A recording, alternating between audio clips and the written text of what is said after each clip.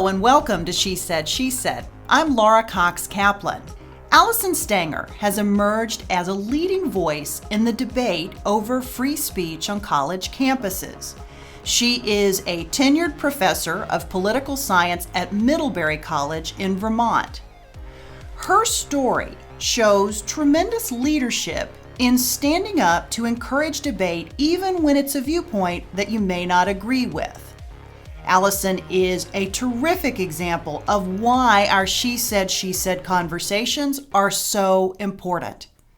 Allison, welcome to She Said, She Said. Thank you so much. It's great to be here. Let's start with the incident at Middlebury College. Back in 2017, you had agreed to facilitate a conversation with conservative author Charles Murray. Tell us what happened. The American Enterprise Institute Club on campus invited Charles Murray to speak at Middlebury College, and because they knew he would be controversial, they wanted me to not just moderate, but ask the first 3 or 4 questions. And I agreed to do that because I'm a Democrat, but obviously all my classes are nonpartisan. I saw it as a great way to demonstrate to my students, my commitment to a free and fair exchange of views in every class I teach. But things didn't go as planned. The students and protesters shut down the speech. We had a backup plan. We went to a remote location and webcast some semblance of an exchange with fire alarms going off and people trying to crawl in through the window. And the upshot was, because we actually continued to have our exchange, it enraged some protesters so much that when we left the building, we were attacked by a mob that included some outside agitators that I think really whipped things out of control. And I wound up with whiplash and a concussion, and it was a pretty unexpected experience, shall we say. It's the last thing on earth I would have ever expected would happen on Middlebury's campus. And I think it surprised many Middlebury people as well. Did you anticipate any controversy as it related to this conversation? Oh, sure. I mean, look, the thing about controversy is it can often be a catalyst for students really growing and learning something new. So the fact of the matter is I had actually taught the symposium on the bell curve that ran in the New Republic in some of my courses at Middlebury 20 years prior when that came out. And the bell curve is his famous, Charles Murray's, in other words, on the most controversial piece. I mean, students weren't protesting what he was speaking about at Middlebury, which was his current book, Coming Apart, which really forecasts what happened with the 2016 elections. Protesters were concerned about a book he had written nearly 25 years ago, this bell curve book, which I had taught in one of my courses on American constitutional democracy precisely because it was provocative.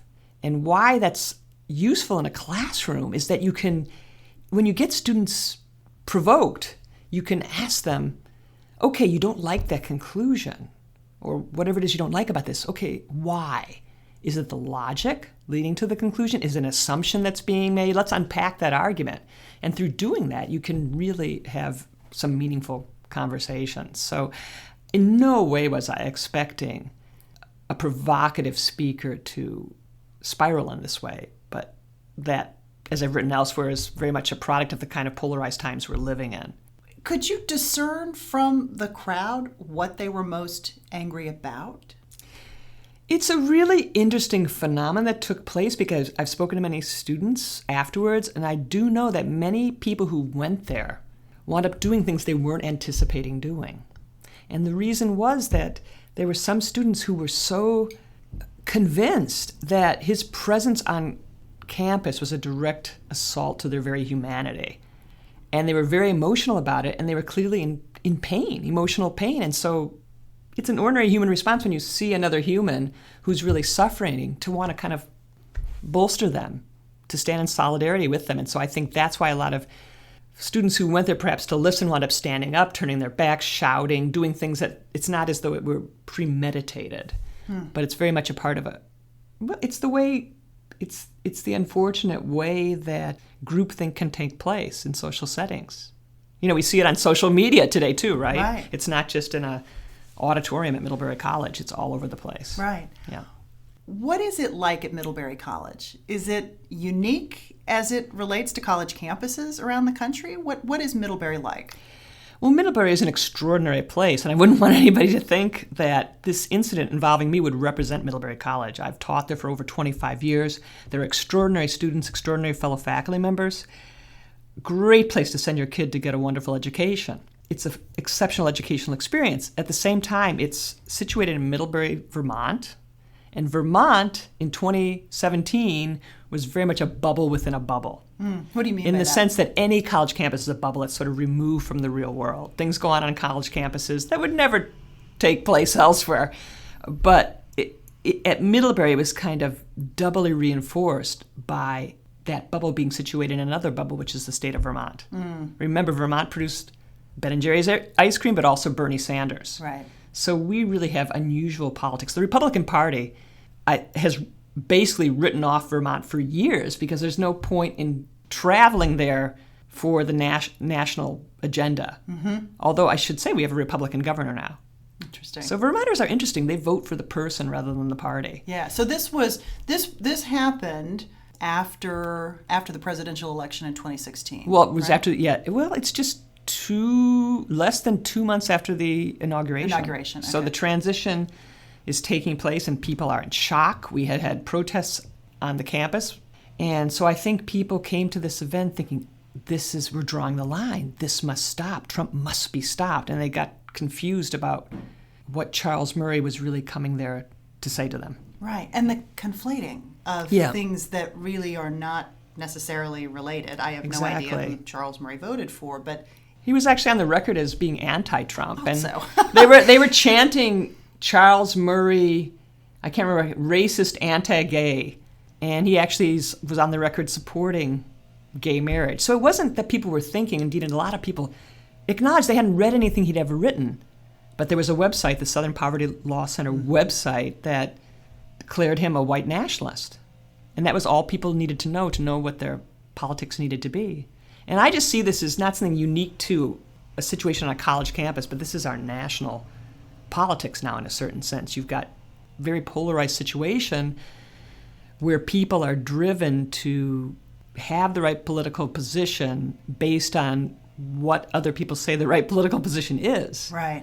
And obviously you can't have a political dialogue if people are that highly polarized. Right.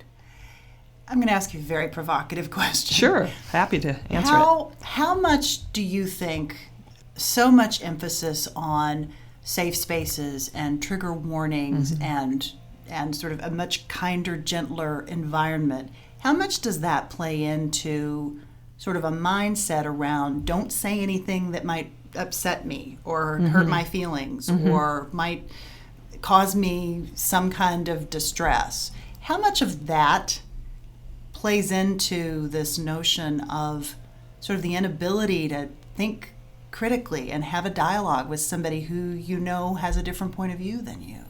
Yeah, there's some definite confusion over those issues, and there's a really legitimate dialogue about what kind of an educational environment you want to provide for the students. Obviously, everybody should feel safe. Otherwise, you have an educational environment that's only serving a proportion of your population. But what does safety entail? We can all agree it's physical safety. Does safety entail you can't hear things that you don't like? That's where it becomes a problem. And for me in the classroom, I say to my students, this is going to be a place where we're going to speak candidly, because I don't want students censoring themselves. Because once people are censoring themselves, you kind of undermine liberal education. So in my class, I tell people, look, we're going to have a free and open exchange of views, and we're going to treat each other with respect, and you may have some difficulty doing this because it's not modeled for you in our larger discourse. You can't watch television and see people having there's some exceptions, right? But in general, it's people screaming at each other, yelling at each other. So you've really got to walk them through what it means to have a meaningful intellectual conversation. And I make it easier for them by saying, look, we're all human. If we unintentionally say something that offends another human, we do the obvious thing, we apologize. And then we move on. If you don't know why you offended them, great, that's a teachable moment. We can talk about why that was offensive to you. But I don't want you self-censoring. It's okay to make mistakes because humans make mistakes. And I find once you lay out the ground rules like that, you can have incredible conversations. So the safe spaces thing, I think that's overblown in the media for another reason, which is namely that we forget the history of college education. So institutions like Hillel provided safe spaces for Jews. The Newman Society, safe spaces for Catholics. There's nothing wrong with a safe space. It's just when it begins to interfere with learning, it's a problem. So maybe the way to say it is, we can have safe spaces on college campuses, but the entire university cannot be a safe space. The classroom cannot be a safe space if that means that we're going to be censoring what we say and how we think. This experience really catapulted you into the national spotlight in a way that you might not have anticipated before. I mean, my guess is this was pretty surprising, the fact that this happened at all. I know. And the fact that you have gotten so much attention from it. Yeah. What has that been like? Well, it's funny. I had a concussion, and I'm still being treated for my injuries. Oh, my gosh. Yeah, but I knew until I was done with most of the physical therapy that I should not be speaking out at all about any of these events. Because you're just not clear, right? Well, my brain wasn't working. My brain wasn't working. It would be a stupid thing. And, you're very emotional. You can say things that you don't mean and all of that. But so I was silent and turned on all media requests and invitations to testify before Congress until my major concussion symptoms cleared. How long did that take? That took until September. So what would that, like 6 months? 6 months. Wow. Where I felt, and then after 6 months, most of the regular physical therapy had been completed, and I felt okay. Yeah, I'm confident. That really sounds like a really serious concussion. I mean, 6 months is a long time. Yeah, there's all kinds of research that shows that concussions can affect females much more profoundly than males. I didn't know for that. Whatever reason. And I think, I had a neck injury in the tour interactive, so that causes additional problems as well, because you can't treat the neck injury until the concussion symptoms have settled down, and so the neck then just gets all crunched up. Yeah, but concussions and neck injuries are very tricky business. So if you know anybody with a concussion or a neck injury, cut them a lot of slack, because it takes a good amount of time to recover. So since that time, and you had an opportunity to recover, you have testified before Congress. Yes. There's been a lot of attention focused on you and the fact that you did step in to facilitate this dialogue with somebody that you knew had a different point of view than the majority of the students there, and had a different point of view than you. Totally, yeah. But you've had an opportunity to talk about that, and what is the response to now that now you've had this national attention focused on it? What has that been like? It's interesting because I have received all kinds of support from the world beyond Middlebury College. And I'm not really in a position to comment on what's going on at Middlebury because I have been on leave. This is my second year of sabbatical from Middlebury College. And that was a planned sabbatical, as I understand it, right? Correct. That was extended, yes. So I'm not a good person to comment on what's going on there. But in the larger world, man, I am just struck by the number of people who actually agree with me, especially as we're in the run-up to the midterms. We're talking right before the midterms. People are sick and tired of this hateful politics, the demonization of the other side, all of these things that make years of American constitutional democracy sort of grind to a halt. It's very terrifying. We don't want to lose this precious inheritance that we have. And I think there are many people who share that sentiment and want to see our politics change. It's tough to do, in my view, when you have a person in the position of president who is modeling precisely the opposite behavior. But that's something we all have to struggle with, how to deal with that. How did you feel emotionally about what happened? I mean, this was a very big deal, and it was scary, I'm sure. Terrifying, in fact. Yes. How did you deal with that emotionally? Well, it's a hard thing to come to terms with because, in some sense, my institution betrayed me. Right. And students, presumably. Yeah, some and of your own students. students. I mean, basically what it amounts to is people didn't give... I said this was something worth engaging, and people said, no, you're wrong, and we're not going to listen to you. So they didn't just shut down Charles Murray. They shut down me, a fellow faculty member. So that's tough to process and think about and emotionally wrenching because that was my home. Your home shouldn't treat you that way. Right. How do you move past it? How do you sort of deal with that and go forward?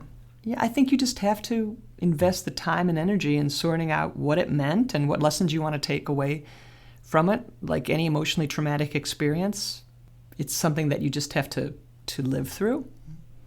Live your way through the answers. But to me, it was very important to figure out what it meant, what the meaning of it was. And going out and talking about it for me is a way of making it mean something, helping me to understand what it meant, to see the larger issues involved, to realize that, I'm just one small little human with a problem, and there are many other humans out there with way worse problems, and we're in a situation where we have, this precious gift in the United States of America of a system that's been functioning for 200 plus years brilliantly, and now it seems in peril to me. So that makes me want to speak out all the more because there's something to lose, right? So I know you've been away from Middlebury College now for a couple of years. Yeah. Do you have a sense of what's changed, if anything, in that period of time? Again, I haven't been there, so I'm not really a good person to comment on it, but I know that there have been a number of wonderful events that have taken place, some of which might be considered controversial and that have gone forward without anything like what happened to me. Yeah. So all of that's a positive thing. I think in many sense, the interesting thing about what happened at Middlebury, which was unfortunate for Middlebury and for me, is that other institutions have been able to learn from that and learn lessons and take measures so that something similar doesn't happen to them. So what kinds of things? What types of things are they putting in place to prevent something like that from happening? Well, first, just being aware that something like that could happen is one thing, but then really thinking through, who should be invited on campus and what should be the mechanism by which we decide that. And one of the things I've often said that makes sense to me is if a faculty member, I happen to believe that if any student organization invites a speaker on campus, they should be allowed to speak. Now, as a faculty member, I don't have to attend provocateurs. Right. I want some intellectual content. But I think a pretty good insurance policy, if you want to know something that's worthwhile, is to see if another faculty member is involved in either moderating or a department is co-sponsoring. And I think if you just let the faculty decide, you won't get the Richard Spencers and Milos on campus because faculty aren't going to want to be involved with programs like that. So you solve a lot of problems if you just respect the views of faculty. And in the Charles Murray case, if people had just given me the benefit of the doubt, if they had said, Allison Stanger says this is worth engaging, okay, I think she's crazy, but I'm going to give her the benefit of the doubt, we wouldn't have had this situation. But they didn't, that's one of the elements of this story that I find so remarkable because you've talked about the fact that there were faculty members that were part of the protest. Not just students, not just outsiders, but your colleagues. Yeah. And why? What is it about the culture that made that okay? It's in part the culture because there has been this sort of strand of ideologically driven research on college campuses. In other words, people doing research that's very much aimed, following Karl Marx in making the world a better place. They think they should be, their scholarship should actively be a part of what they see as the solution as opposed to detached, disinterested inquiry, the search for truth, the sorts of things that I think the academy is all about. So that's one piece. And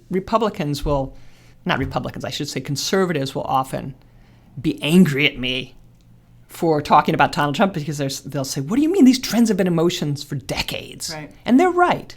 They're right about that. But I think the Trump piece plays in a really interesting way because it just sets people on edge and at each other's throats. And when people are dehumanizing the other side, these kinds of things happen. So that's what really happened is I was rendered invisible. I was in a sense dehumanized. And so the things that happen to me don't seem to matter until you really stop to think about it. And for me, the big takeaway there is, hey, people, don't demonize and dehumanize the other side because that's when really terrible things happen. And I think as a scholar, I would challenge anyone to show me an instance in human history or dehumanizing your opponents has led to positive outcomes. I think it's really tough to find that, and that's worth reflecting on. The nonviolent approaches to political change, in my view, are always the better way to go. I just think it's so important to even if you disagree with someone profoundly, to try to put yourself in their shoes and try to understand why they might be viewing the world in that way. You don't write someone off just because they disagree with you. In fact, for me, I have so many conservative friends from whom I learn so much. And I've made, one of the wonderful things about this experience is I've met these amazing Republicans. Amazing, whom I disagree with, but it's so fun to argue with them. Right.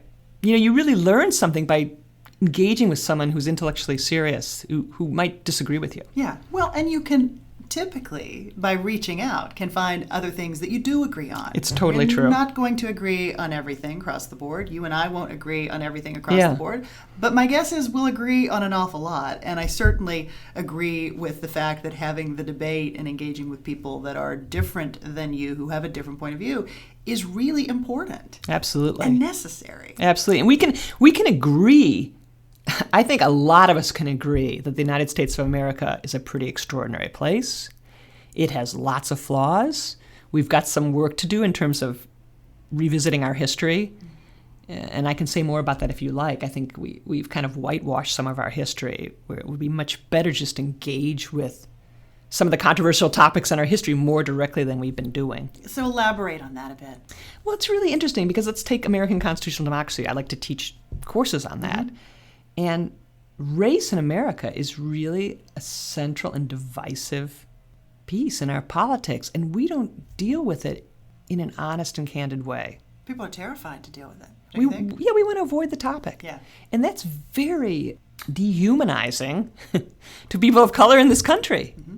You're sort of writing them out of the history. And so part of what I want to do as a professor is write them back into my courses, deal with these problems directly. I hope to teach a course called This is America, where we will focus on race. It will be a prominent part of the syllabus, and I think that's just a necessary condition for getting this country back on track. We kind of need a symbolic refounding, if you will, that acknowledges past wrongs in a really direct way so that we can build a better future together. In addition to the core content, mm-hmm. don't you think you also have to teach your students how to talk about difficult topics that they've not necessarily grown up knowing how to talk about? Absolutely. I mean, I'm never one for wanting to study someone who's deliberately provocative. That doesn't interest me if someone's just out to provoke.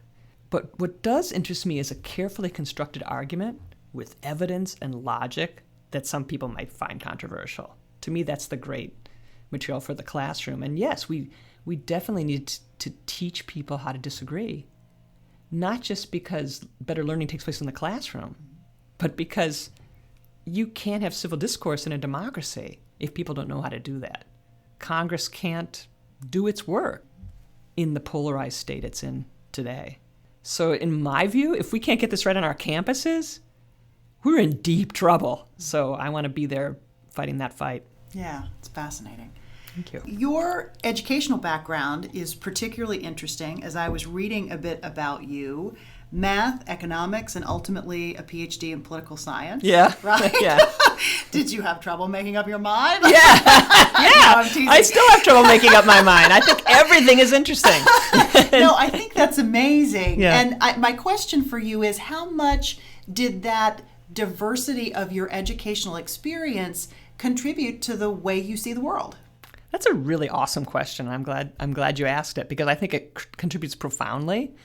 And in some sense, I always followed my intellectual curiosity and did the things that I wanted to do. And I've had a lot of interesting experiences along the way, but I think that diverse or eclectic, if you will, education really enables me at this point in my career to see things that I don't think others see as readily. And it's fun to put those different pieces together. So I'm doing this new research on the impact of the internet revolution on democracy's public square. And that's really fun because it's kind of in my sweet spot, because with the math background, I can understand the tech arguments The algorithms and the... Absolutely, algorithms and, how social media works, how computers are programmed, all those things, because I've done a lot of computer programming. But on the other hand, I've had this deep and abiding interest in philosophy. So that really comes together in a nice way to think about policy issues related to artificial intelligence, for example, because if you look at how the field of artificial intelligence was created, you think of it as being a computer science department now, right, robots and so forth, but at its birth, it really is this amazing amalgam of philosophy, psychology, mathematics, logic. So the issues that we're facing today in our democracy related to technology are particularly fascinating to me. And I'd like to think that, this is my moment. I may have waited all this time, but now I can put pieces together that I hadn't done previously, and it's sort of exhilarating. Yeah, definitely. Yeah. It sounds like it illuminates the topics that you're talking about in a way that must be fascinating for your students. Yeah, it's really, really fun for teaching and really, really fun for my writing, too, to be able to bring those pieces together. You've mentioned teaching courses on the Constitution in particular. What else do you teach? Have you been teaching at Middlebury? Oh, I make up my classes. I like to create interesting classes. So I teach a course on empires, which was an attempt to put American power in some sort of comparative perspective. I teach a course called The Politics of Virtual Realities, which foreshadows this interest in technology and politics I just mentioned.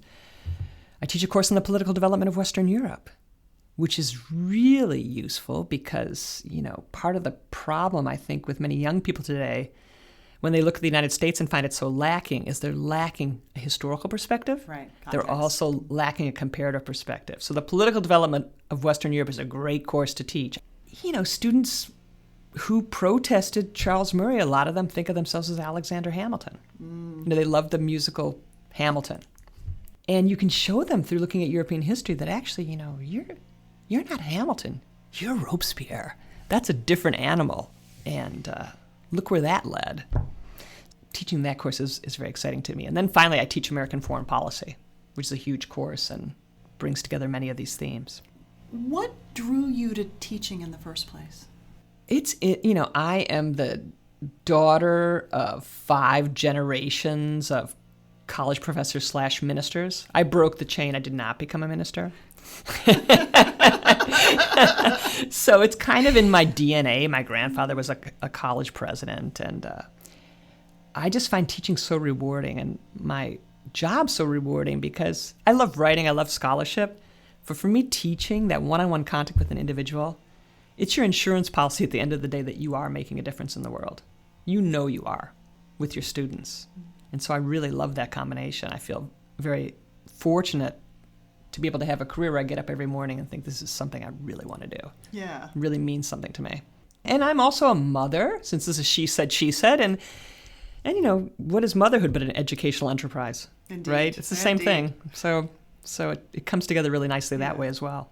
Heterodox is an effort among academics to create a broader conversation about speech on campus, and they've been around for a while.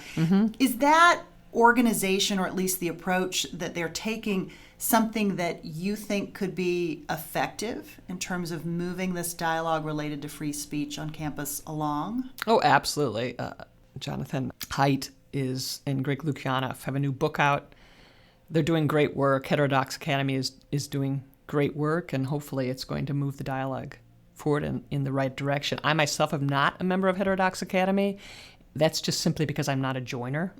I sort of feel that a response to tribalism in our politics is to not belong to a tribe, or maybe try to create the tribe of people who hate the idea of tribes.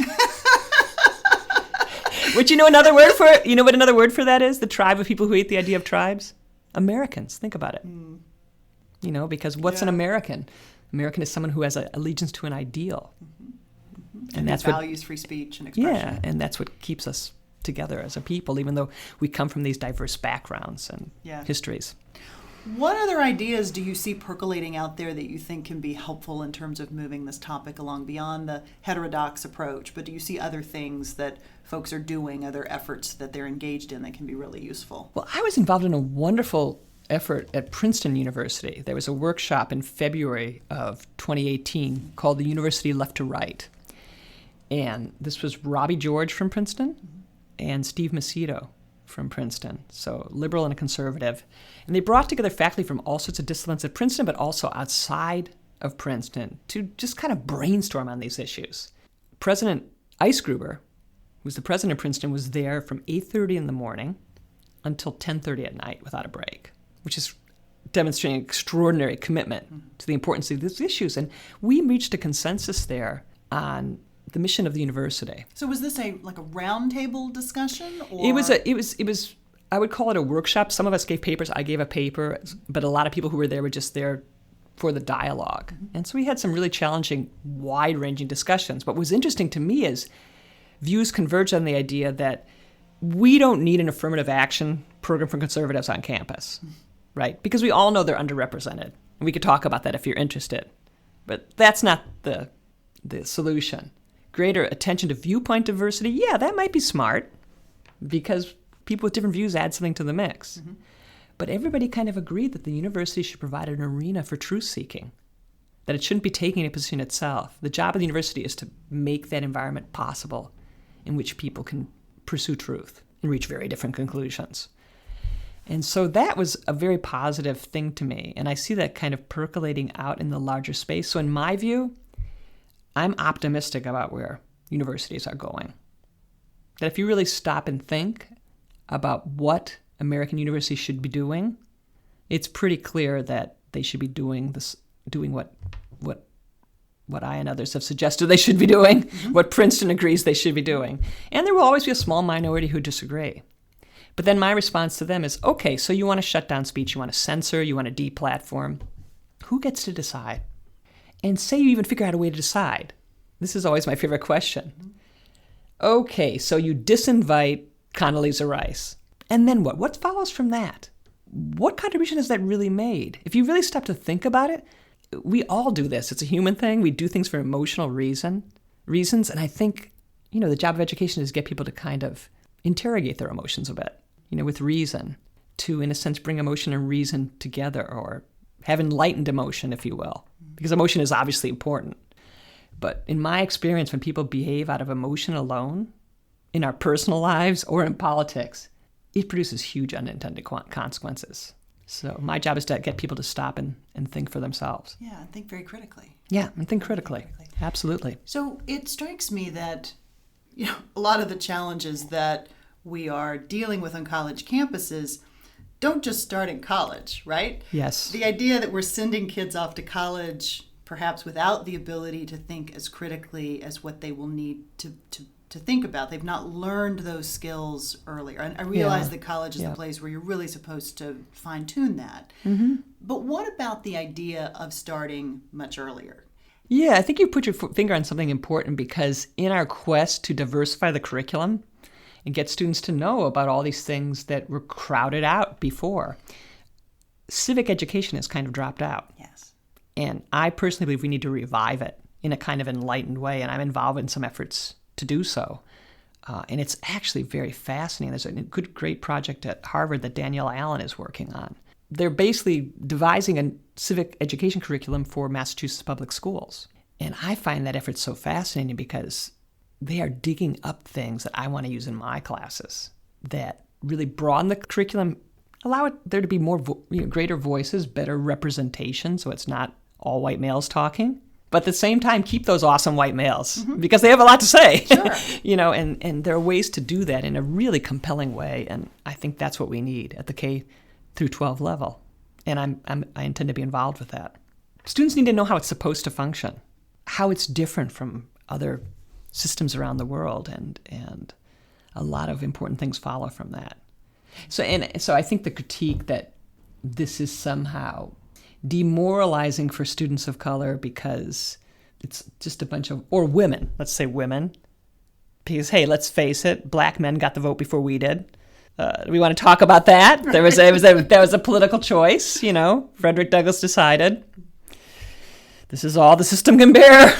Sorry, ladies, you were really helpful for me with abolition, but I don't hold it against him, But this is just the reality. There's wonderful room for people of all persuasions, male, female, every color of the rainbow, to identify with some of the ideas that the founders had, even though they are a bunch of white males. They had something to say. I think Hamilton, the musical Hamilton, captures that so effectively. Totally agree. Yeah. It's the most amazing thing I've ever seen. Yeah, and that is something that we can really tap into because Americans have responded so powerfully to that. Mm-hmm. And it's the world responds to it too. That's the thing that just breaks my heart about what's happening in this country today. I was having an exchange with a former student in Afghanistan today about the importance of freedom of expression and democracy. And he's there in that war-torn country, believing in these ideals that come from the American experiment. And these people are watching us, and they're bewildered because we're supposed to be the example of what can be accomplished with the right attitude and the right ideals. And we are failing them. I want to do everything in my power to try to get that back on course. Because it's not just for us as Americans, it's for the world. These ideals matter to the world. But it's a bigger discussion, right? Yes. To sort of superimpose all of this on one particular person or leader. It's not just about that. Mm-hmm. It certainly contributes in many ways, but it's a much bigger conversation. And it a is. much bigger, we are where we are for a lot of reasons that have resulted in us reaching this particular point, which I think is important that we not lose sight of that. Yeah, and I think we also, one thing I think is important too is we need to not lose sight of the fact that the founders were believers in God. They were deists. Right. This sort of deist belief is baked into America's DNA. And so it makes me sad to see people on the left think that religion is part of the problem. Although on the other side, when you look at what, I'm going to get everybody mad in your podcast now. Well, you look at what some Christians are saying, it's not very Christian if you go by the book. I agree. So we all have a lot to work on, is what I'm saying. I agree. It's not one side or the other. We all have a lot to work on. Again, you and I agree on an awful lot. Not everything, but an awful lot. Yeah. So let's talk big picture. How has this whole experience changed you? It's brought out who I am. I don't think it's changed me. It didn't take getting a concussion and whiplash, being assaulted by a mob to come to these conclusions. I've always had this sort of Socratic approach to education from the time I started. That is nothing new. But what it does give to me is this sense of commitment to a set of ideas and values that I would be willing to fight and die for. You mentioned that you are from a long line of academics and ministers. Yeah. Are you a person of faith? Yes, I am. And what role does faith play for you? Huge role, because it gives you a constant sense of perspective. And I think I'm very involved with faith communities in Washington, D.C., because I think they're a powerful potential source of the change I would like to see. Because think about a church community. Any church community is going to bring together people of all different socioeconomic groups, backgrounds, and they're going to be part of a community. It's kind of a microcosm of America. I mean, I have an interesting situation in my church in Middlebury. I'm a Congregationalist. We have in our church the former governor of Vermont, a Republican, who actually vetoed gay marriage. It passed and became law over his veto. The legislature overruled him. So he sits in one pew, and in another pew sit the two lesbians who are responsible for the striking down of the Defense of Marriage Act. And they're friends. They attend the same church. I find that deeply inspiring. Yeah, so my whole take on faith is I feel a real affinity with people who are members of a faith community. What I'm suspicious of people who identify as something but aren't a member of a faith community. And there are plenty of those in the United States today. It's like an identity badge you can wear, and that's deeply problematic to me. What do your kids think about this experience that you've had? It's kind of funny because they're interesting to talk to because obviously they're young. But they're adults. They're adults, they're adults. 19 and 24. Yeah. They can explain why someone has a particular view, and then we can unpack it together, which is a lot of fun. But I think when some of the Charles Murray stuff was still unfolding and we were kind of processing it around the dinner table, they would get me a little bit irritated because they are always playing devil's advocate and giving the other side, well, you could say this. What if you invited Hitler to campus? Would that be okay? And they were really pushing me on it, and I finally said, why are you doing this? And they said, well, this is what you taught us. I said, you know what? For a month, I would just like you to say, I agree with you, Mom. I kind kind of need that right now, and then we can go back on all this questioning and debating. Right now, I don't want you questioning me. Just say you agree with me. That's awesome. So they did. But yeah, they're wonderful. Yeah. Both of them. That's fantastic. Yeah.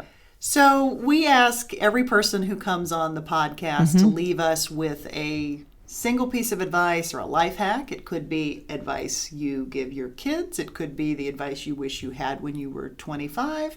Maybe a mantra for life. What is yours? Oh, that's a great question. I have so many that I could repeat to myself. I have so many. I mean, I think a really good life hack would be just swim in your own lane. Because people are going to try to tell you what to think, what to do, how to be successful. But a successful person is at peace with themselves and knows what's meaningful to them and what makes them happy. And that's got to come from within, not from without. So I like that metaphor of just swim in your own lane, because that means keep moving forward, put in the effort, don't look at what people in the other lanes are doing. And I think that leads to thinking for yourself, and I think that can really lead to happiness as well. Because people will give you a lot of advice. But whether you want it or not. Whether you want it or not. But just swim in your own lane is good advice. Make your own rules. I guess that would be another way of saying the same thing. Allison, thank you. Thank you. Thank you very much. It was a wonderful conversation. Thank you. I really appreciate it. Yeah. You can learn more about Allison from our website at www.shesaidshesaidpodcast.com. There you'll find some additional show notes as well as some photographs from today's visit. And if you're enjoying the podcast, please feel free to leave us a review. We'd love to hear from you. You can also follow us on social media on Instagram, Facebook, LinkedIn, and Twitter. As always, thanks so much for listening.